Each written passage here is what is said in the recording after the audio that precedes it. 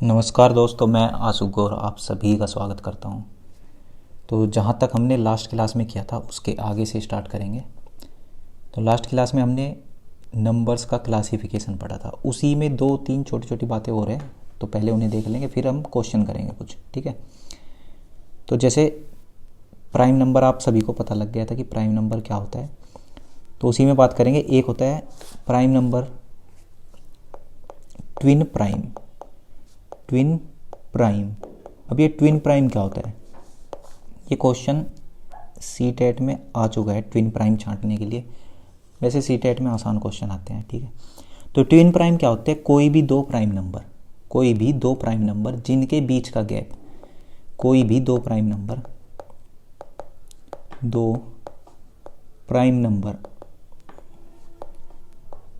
जिनके बीच का गैप का अंतर 2 होगा। ठीक है, तो वे क्या होंगे, ट्विन प्राइम होंगे। जैसे कि मैं बात करूं 11 और 13। ठीक है, 11 और 13 दो ऐसे प्राइम नंबर है जिनके बीच का गैप कितना है, 2 है। अगर दूसरा एग्जांपल ले तो 17 और 19, अगर इन्हें भी देखो मैं, देखो 17 और 19 के बीच का गैप कितना है, 2, इनके बीच का अंतर भी 2 है। तो ये क्या है, ट्विन प्राइम। ठीक है, तो ट्विन प्राइम समझ में आ गया होगा, बहुत आसान चीज़ है, कोई इतनी बड़ी बात नहीं है कि इसे बार बार बताया जाए। उसके बाद देखते हैं हम को प्राइम नंबर क्या होते हैं। को प्राइम सहभाज्य बोलते हैं इनको, सहअभाज्य।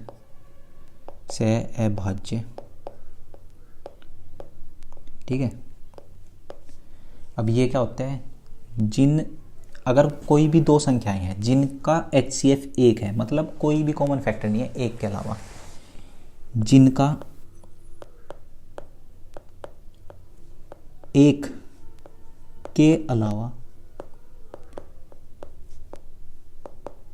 कोई कॉमन फैक्टर नहीं हो, कोई और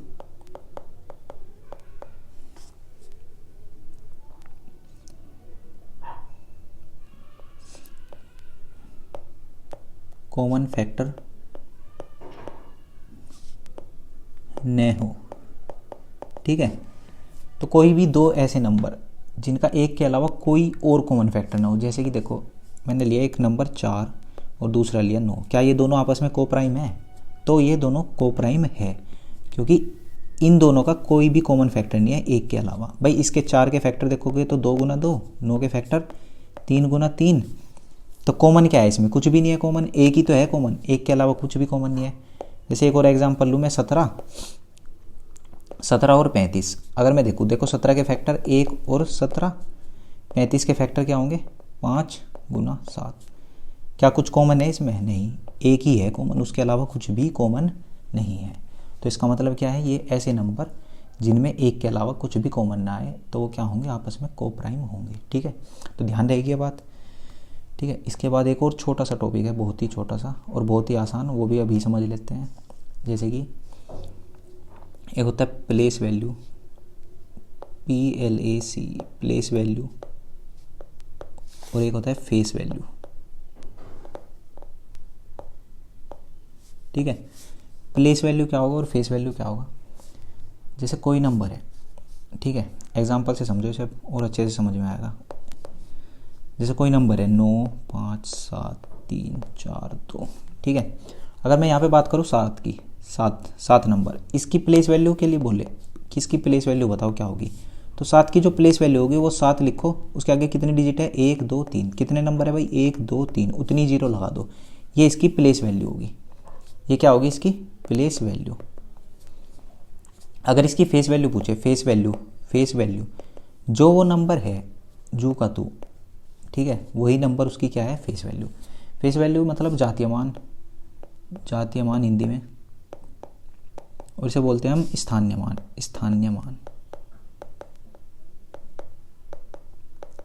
तो भाई इसका मतलब क्या होता है प्लेस वैल्यू का, जैसे कि ये 7 का प्लेस है ना, जो उसकी वैल्यू बतानी। देखो इधर से पढ़ो, इकाई, दहाई, सैकड़ा, हजार, तो ये कितना आ गया, 7000। तो इसका प्लेस वैल्यू क्या होता है, जिस स्थान पे है वो उसकी वो वाली वैल्यू। फेस वैल्यू जू का तू, जो वो नंबर है वही उसकी फेस वैल्यू होगी। ठीक है, तो इस तरह से क्वेश्चन पूछ लेता है कि इन दोनों का अंतर बताओ, 7 की प्लेस वैल्यू और फेस वैल्यू का अंतर बताओ, इस टाइप के क्वेश्चन आपसे पूछ लेता है। ठीक है, तो ये कुछ छोटी छोटी 2-3 बात थी जो बतानी थी। ठीक है, तो यहाँ पे क्लासिफिकेशन ऑफ नंबर्स तो लगभग पूरा हो गया, और अब इससे जुड़े हुए क्वेश्चन कर लेते हैं। ठीक है, जैसे कि पहले ही क्वेश्चन है हमारे पास कि x, y और z अभाज्य संख्याएं हैं तथा x plus y plus z 38 है, 38। ठीक है, x plus y plus z कितना है भाई, 38। तो ये पूछ रहे हैं x का अधिकतम मान क्या होगा, x का मैक्सिमम मान क्या हो सकता है। ठीक है, तो इसके तो 2 तरीके, या तो हम इन्हें सबसे छोटा मान ले, x और y को छोटे से छोटी अभाज्य संख्या मान ले, इसे 2 मान लूँ मैं, इसे 3, 2 और 3 5, 38 में से 5 गया 33, तो वो तो है नहीं ऑप्शन में। तो इसका मतलब है इन ऑप्शन में से बताना है क्या ले सकते हैं हम। तो देख लेंगे हम भाई, जैसे मैंने x का मान, अच्छा x का मान मैक्सिमम रखना है, तो x का मान मैक्सिमम रखो, ये मैक्सिमम ये रख के देख लो, 31 सबसे बड़ा 31 है ना इसमें। अगर देखो x की जगह पे मैं 31 रख दूँ, तो ये 38 में से माइनस करोगे कितना बचेगा, 7। मतलब y प्लस जेड का मान कितना होना चाहिए, 7। अब 7 के कोई ऐसे फैक्ट, वो 7 को तोड़ के देखो, 1 2 और 5, 2 और 5 ये भी प्राइम है और ये भी प्राइम है, मतलब हो सकता है। ठीक है, तो ये तो पॉसिबल है भाई, हम 31 ले सकते हैं, तो यही इसका आंसर होगा 31। और बचे 7 को हमने तोड़ दिया, 5 और 2 में, 2 भी प्राइम है और 5 भी प्राइम है, इसका मतलब हम ले सकते हैं। तो इसकी x की यहाँ पे मैक्सिमम वैल्यू क्या होगी, 31। नेक्स्ट क्वेश्चन देखते हैं। 2 अंकों की सबसे बड़ी अभाज्य संख्या है, तो ये तो बहुत ही आसान है, दिल्ली पुलिस में पूछा हुआ क्वेश्चन है। 2 अंकों की देखो सबसे बड़ी संख्या, पहले तो ये ऑप्शन से ही भी कर लो, इसे 99, लेकिन ये अभाज्य नहीं है, ये तो 3 से कट जाएगा, प्राइम नंबर नहीं है ये। उसके बाद हम बात करेंगे 97 की, तो 97 प्राइम है क्या, हाँ, तो 97 ही एक 2 अंकों का सबसे छोटा, वो 2 अंकों की सबसे बड़ी अभाज्य संख्या है 97, हाँ, ये किसी से नहीं कटेगा 97। ठीक है, तो नेक्स्ट क्वेश्चन देखते हैं, ये क्या है, n 3 अंकों की सबसे छोटी अभाज्य संख्या है, जब n को 13 से विभाजित किया जाता है तो शेषफल क्या होगा। अच्छा, n 3 अंकों की सबसे छोटी अभाज्य संख्या है, 3 अंकों की देखो सबसे छोटी संख्या बताओ, पहले तो 100 होगी। अब इसके बाद देखो 100 के बाद कौन सी इसके बाद अभाज्य संख्या आएगी, 100 के बाद जैसे मैंने 101 लिखा, 101, तो 101 देखो ये किसी से कट रहा है क्या, तो भाई ये तो किसी से भी नहीं कट रहा, इसका मतलब क्या है कि यही वो अभाज्य संख्या है 3 अंकों की सबसे छोटी।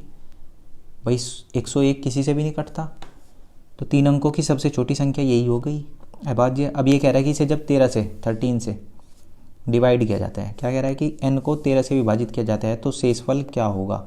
अब इसे 13 से डिवाइड कर दो, 101 बटे 13, 13 से काट दोगे इसे तो 13 सत्ते 91, बच गया कितना, 10। शेषफल कितना बच जाएगा भाई, 10, तो 10 इसका उत्तर होगा। ठीक है, नेक्स्ट क्वेश्चन देखते हैं। नेक्स्ट क्वेश्चन है, उन सभी अभाज्य संख्या का जो 17 से बड़ी नहीं है योगफल है। अच्छा, उनका योगफल बताना है जो 17 से बड़ी नहीं है। अब देखो ये क्वेश्चन पूछने का क्या मतलब है, जोड़ना तो सब पे आता है, इस क्वेश्चन को पूछने का मतलब यही है एग्जामिनर का कि तुम्हें पता है क्या सबसे छोटी कहाँ से शुरू होगी अभाज्य संख्या, बस वो यही चेक करना चाह रहे हैं। अब कोई से 1 से स्टार्ट कर देगा उसका गलत हो जाएगा, क्योंकि 1 तो अभाज्य संख्या है ही नहीं। तो सबसे छोटी अभाज्य संख्या 2, ठीक है, उसके बाद 3, 5, 7, 9 नहीं होता, फिर 11 और फिर 13। उसके बाद उसने कहा है 17 से बड़ी नहीं है, उन सभी अभाज्य संख्याओं का योगफल जो 17 से बड़ी नहीं है, मतलब 17 से छोटी लेनी है मुझे। ठीक है, तो 13 और बस 17 से बड़ी नहीं है, मतलब 17 भी हो सकती है, 17 को भी ले लो। ठीक है, तो ये हो गई हमारी सारी अभाज्य संख्या 17 से छोटी। अब इनको जोड़ोगे जब क्या आएगा, 17 और 3 20, 30, 41 और 41 और 7 48, 48 और 10 58, कितना आ गया भाई 58। क्या होगा इसका आंसर 58। ठीक है, नेक्स्ट क्वेश्चन देखते हैं। नेक्स्ट क्वेश्चन है, the the difference between the greatest and the least prime number which are less than 100। मतलब 100 से कम वाली सबसे छोटी अभाज्य संख्या और सबसे बड़ी अभाज्य संख्या का अंतर हमें बताना है क्या होगा। तो दोनों संख्याएं पता है, हमें करना कुछ भी नहीं है इस सवाल में। देखो सबसे छोटी अभाज्य संख्या 2 और 100 से छोटी लेनी है तो सबसे बड़ी कौन सी हो जाएगी 97, अभी बताया था हमने थोड़ी देर पहले। अब इनका अंतर पूछ रहा है मेरे से, तो इनका अंतर कितना हो जाएगा 95। ठीक है, ये इसका आंसर होगा। नेक्स्ट क्वेश्चन देखो। अच्छा ये खाली, कोई बात नहीं।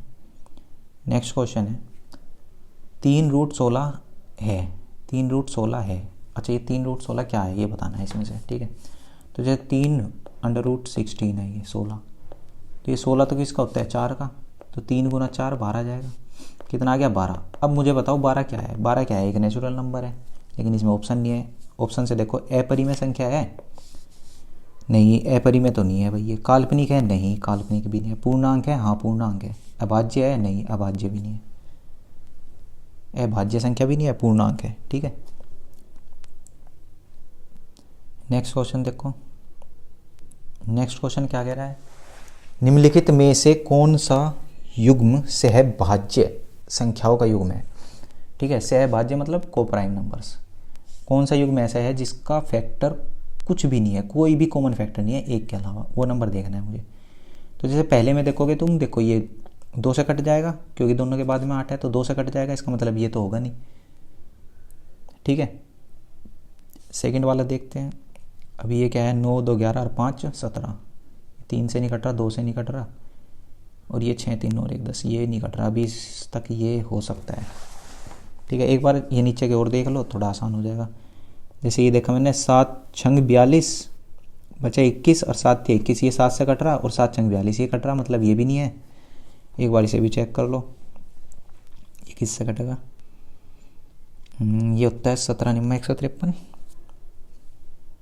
और ये 17 से कटोगे 17 दूनी 34, 6 9 6 15 153, ये 17 से कट रहा है, मतलब इन दोनों का कॉमन फैक्टर क्या आ गया 17। ठीक है, ये भी 17 से कटता है और ये भी, तो ये भी नहीं है कोप्राइम। तो कौन सा बचा, यही ऑप्शन है, बस यही है आपस में कोप्राइम। ठीक है, नेक्स्ट क्वेश्चन देखते हैं। यदि n एक प्राकृतिक संख्या है तो √n है।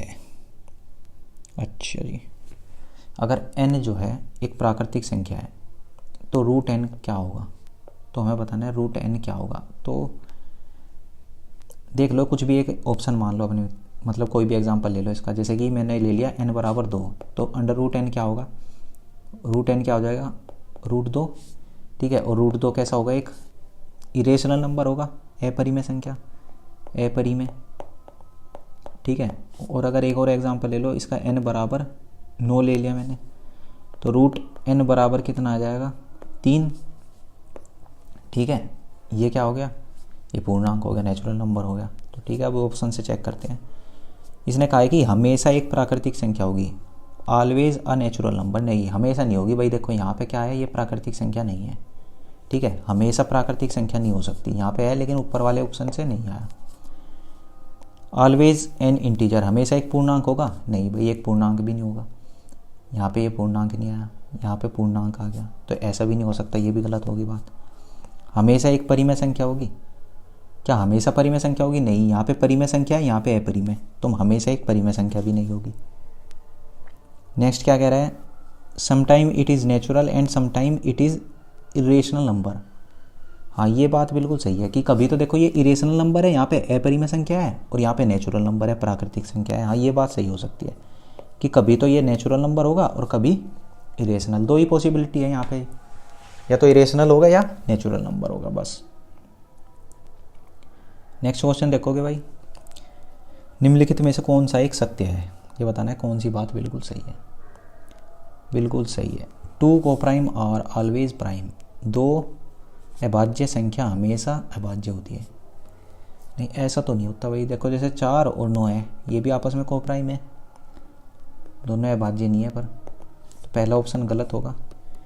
नेक्स्ट क्या कह रहा है, कोई भी सम संख्या अभाज्य नहीं है, ये भी गलत है, क्योंकि 2 एक सबसे छोटी अभाज्य संख्या है और 2 सम भी है। 2 क्या है, सम संख्या भी है और अभाज्य भी है।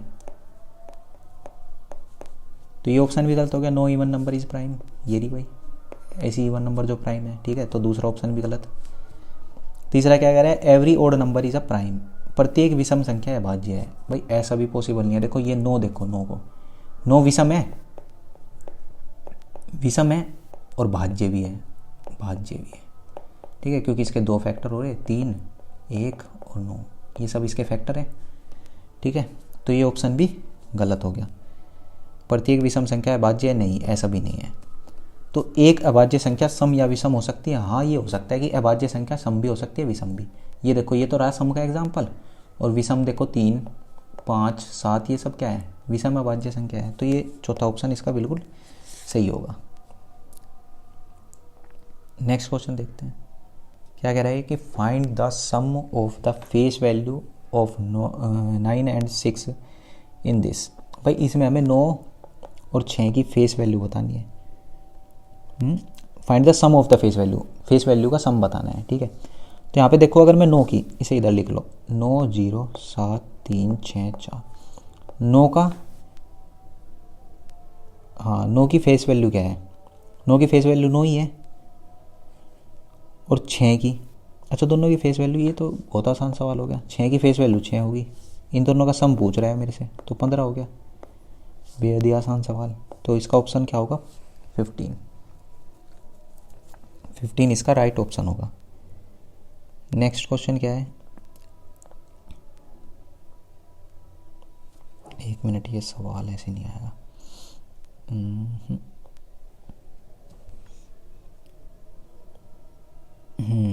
ये क्वेश्चन अभी जो CDS का पेपर हुआ था लास्ट टाइम, उसी का है, ठीक है, 2021 वाले पेपर का ये क्वेश्चन। क्वेश्चन क्या कह रहा है, 50 और 100 के बीच अभाज्य संख्याएं m और n के ऐसे युग्म पर विचार कीजिए कि m - n 6 हो। मतलब 2 ऐसे प्राइम संख्याएं बतानी है 50 से 100 के बीच की, दो नहीं, मतलब बतानी है कितनी होगी, जिनका अंतर कितना हो, 6। तो अगर मैं देखो 50 के बाद, देखो स्टार्ट करो, 50 के बाद सबसे छोटी अभाज्य संख्या बताओ मुझे। 51 नहीं होती, 52, 53, 53 होगी। उसने कहा है कि इनका अंतर क्या होना चाहिए, 6। तो इसमें 6 जोड़ के देख लो, 53 में 6 जोड़ोगे क्या आ जाएगा, 59। क्या ये भी अभाज्य संख्या है भाई? 53 तो अभाज्य संख्या है, 59 है क्या, हाँ 59 भी अभाज्य संख्या है। तो एक जोड़ा तो ये बन गया, ठीक है। 53, फिर आ गया 54, 55, 56, 57, 57, 57 भी प्राइम नंबर है। अब इसमें 6 जोड़ के देखोगे तो कितना आ जाएगा, 63। तो ये 63 तो नहीं है भाई प्राइम नंबर, इसका मतलब ये जोड़ा नहीं बनने गई। फिर आ गया 59, 59 में 6 जोड़ के देखो क्या आ जाएगा, 65। ये भी नहीं हो सकता, ये भी पॉसिबल नहीं है, ठीक। उसके बाद चेक करेंगे 59, 61, 61 देख लेते हैं, 61 और 67, हाँ ये भी है, ठीक है। उसके बाद चेक करोगे तुम 63, 4, 5, 65, 67, 67 में 6 ऐड करोगे कितना आ जाएगा, 73, हाँ ये भी है, ठीक है। उसके बाद क्या होगा, 73, 77, 78, 79, इसमें अगर 5 ऐड करोगे तो 85 आ जाएगा, जो नहीं होगा, ठीक है। फिर 81, 82, 83, 83 और इसमें ऐड करोगे तो 89, एक ये भी हो सकता है क्योंकि दोनों अभाज्य संख्या है। उसके बाद चेक करोगे तो तुम 83, 84, 5, 6, 7, 87, 87 में 6 ऐड करोगे क्या आएगा, 93। तो ये तो होगा नहीं भाई, क्योंकि 93 तो नहीं होता।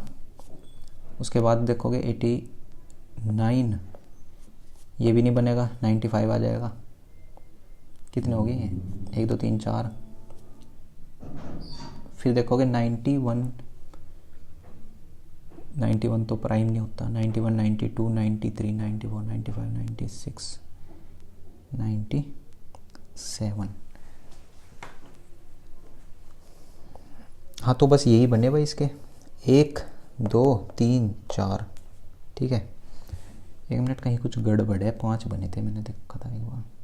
तो इसे खुद चेक कर लेना भाई, ऐसे कोई इसमें इश्यू हो गया होगा। देखो 53, 53, फिर 6, 57, 63, ये नहीं होगा, ये नहीं होगा, एक छूट गया कोई इसमें बीच में, 81, 83, 85, 87, 87, 93 तो 3 से कट जाएगा, 89, 95 नहीं होगा, 91, 90। चलो इसे चेक कर लेना एक बार खुद से, ठीक है। ऐसे जोड़े देख लेना बना के कितना आएगा इसका उत्तर। तो अभी हमारा 4 आ रहा है यहाँ पे, ठीक है। तो ये इससे रिलेटेड कुछ क्वेश्चन थे। बाकी इसके बाद हम कल करेंगे आपका गुणनखंड, फैक्टर्स, ठीक है, या फिर यूनिट डिजिट। कल का टॉपिक या तो यूनिट डिजिट रखेंगे, यूनिट डिजिट ही कर लेंगे। चलो यूनिट डिजिट, कल हम यूनिट डिजिट पढ़ेंगे, कैसे निकालते हैं यूनिट डिजिट, ठीक है। तो thanks for watching, bye bye.